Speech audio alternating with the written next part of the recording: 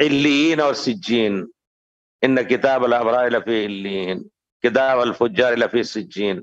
अल्लाह ताला ने कहा है कि हर एक का नाम लिखा हुआ है, कौन जहन्नम में जाएगा कौन जन्नत में।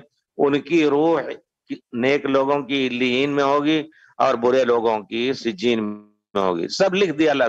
किताब मरकूम यशहदुल मुकर्रबून, फरिश्ते उसको हिफाजत करने वाले हैं, वहां हैं। अल्लाह ने लिख दिया। कब लिख दिया है?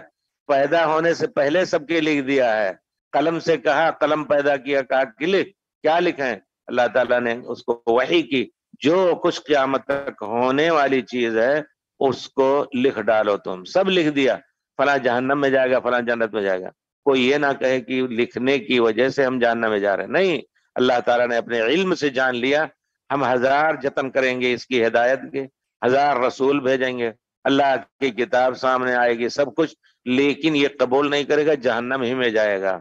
उसकी मिसाल मैंने दी है कि इससे पहले अगर आपका बच्चा है, इम्तिहान का दिन है, दूसरे बच्चे माशाल्लाह मेहनत कर रहे हैं, रगड़ रहे हैं, और ये खेल रहा है, दौड़ रहा है, इधर उधर व्हाट्सएप देख रहा है।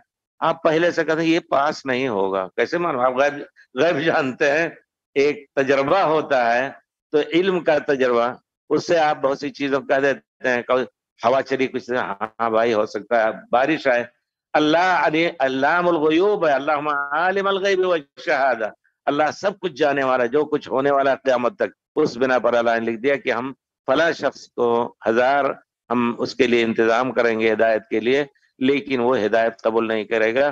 तो अल्लाह ताला ने जब वो उसकी रूह निकाली जाएगी तो उसके लिए मोमिनीन के लिए इल्लीन, आसमान में उनकी जगह है, उनके रूहों की, और दरवाजे खुलाए जाएंगे। आपने सुनी होगी वो हदीस, दरवाजे खुलाए जाएंगे, पूछा जाएगा, नेक बंदा होगा उसके दरवाजा खोला जाएगा इल्लीन में। अल्लाह ताला कहेंगे इसकी रूह इल्लीन में कर दो। और जो लोग काफिर हैं या जो अल्लाह ताला जहन्नम के मुस्तहिक हैं, अल्लाह ताला उनको कहेगा कि उनको सिज्जीन में फेंक दो। ला तुफत्तहु लहुम अबवाबुस समा वला यदखुलूनल जन्नह, उनके लिए जन्नत के दरवाजे नहीं खोले जाएंगे।